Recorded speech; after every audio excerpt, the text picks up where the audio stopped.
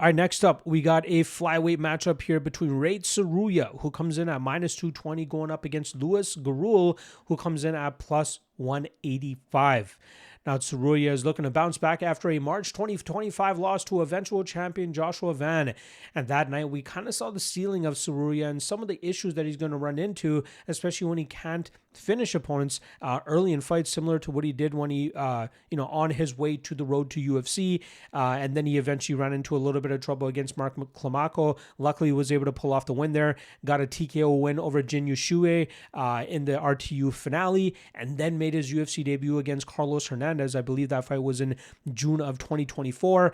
Dominated the first 2 rounds for the large part, but in the 3rd round, we saw his cardio really start to slow down, and Hernandez was having a tremendous amount of success. Lucky Tsuruya was able to hold on long enough to eventually see the scorecards where he was able to get his hand raised by decision. But it did not work against Joshua Van. He went 4 of 21 on takedown attempts against Joshua Van, only accrued about 4 minutes of control time, but didn't get off on enough significant damage, nor was able to threaten with enough submission attempts, which allowed Van to eventually work back to his feet and punish Tsuruya on the feet to win that fight on the scorecards, sweeping the scorecards against Tsuruya. That was a very tough time for Japanese prospects as well, because that's where we saw Tetsuro Taira pick up a loss against Brandon Royval. We saw Rinya Nakamura stumble as a big-time favorite over Muin Gafrov, and the same thing happened with Tsuruya in terms of Van as well. So there was that point in time where I really thought we were going to get a lot of Japanese breakout stars with that grapple-heavy approach, but it seems like as they took steps up in competition, it was harder and harder for them to implement that style of game. Tsuruya is very shy and uncomfortable in the striking game, throws a lot of kicks to try to stay busy so he can eventually get to his chain takedown attempts. He has some sneaky takedowns as well. Sometimes he'll go for the traditional takedown. Otherwise, he'll go for like some weird judo throws and trips that catches some opponents off guard. But again, as we saw in the Joshua Van fight, if he fights somebody with good enough grappling defense, he's going to struggle to hold him down. And then in turn, that's going to cause big trouble for his cardio as he really starts to slow down around that 8th or 9th minute, especially if he's not able to control fights or dictate the pace of them. He's still only 23 years old, so I don't want to write the kid off by any means, but he's going to have to make some major improvements in his game, specifically with his striking and managing his gas tank, if he hopes to be successful at this level. Now he's going up against Gurule, who is looking to fight on back-to-back UFC cards. He just fought on May 16th, the last UFC event, where he was able to pick up his first UFC win in 4 attempts, as he was able to batter Daniel Barras over the course of 15 minutes and winning that fight on the scorecards. He swept the scorecards as well. The only real moment of flakiness that he had was when Barras was able to land a takedown and immediately get to the back of Gurule, but we saw Gurule showcase great grappling defense. He only gave up about 40 seconds of control, maybe less than that in that specific scenario, and he was able to reverse it and clamp onto a dart choke of his own to try to force a submission there, but Barras showcased very good submission defense.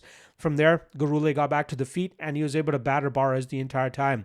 The one thing that we saw from Barras, he wore the damage very well. Gurule landed a lot of shots that night. I think he outstruck him. Yeah, it was 149 to 113 on significant strikes, but landing the amount of shots that Gurule did and not really having Barras on the edge of being finished in any of those rounds is kind of surprising, considering that, well, actually is not all that surprising. That kind of just goes to show the lack of knockout power that Gurule has. So that's something that he might have to look to improve on if he hopes to get closer to title contention. But his style is very effective. He stays very busy, never really settles for bad positions, has insane cardio, and that's from, training the majority of his career in Colorado.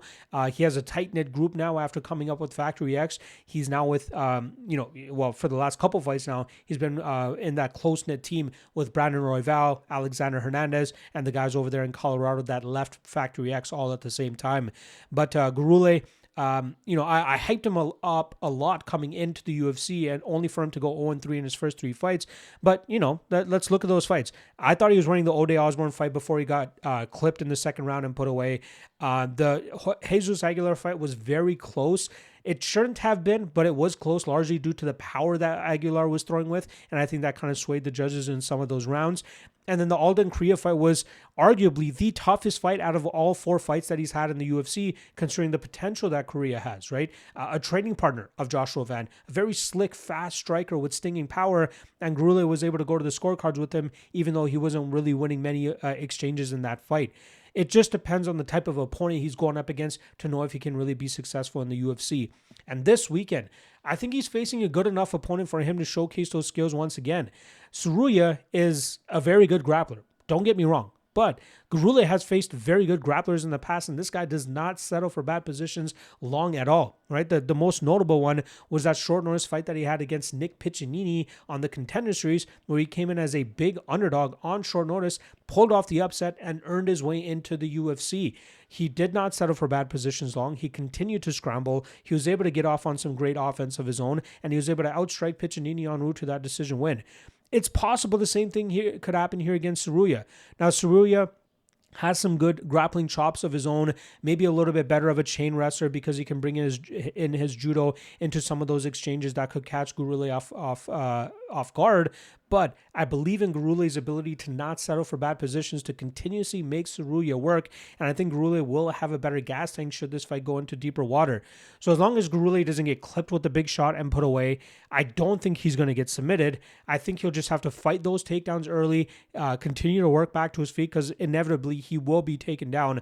But I believe in his ability to continuously work back to his feet and then land more damage and strikes on the feet, and I think that should start swaying this fight in his favor, especially as we start to get deeper into the second and third rounds. So I'm going to go with Gurule to come in here on short notice and pull off the upset against Ray Tsuruya by staying more busy and landing more damage while defending enough of the grappling onslaught of Tsuruya.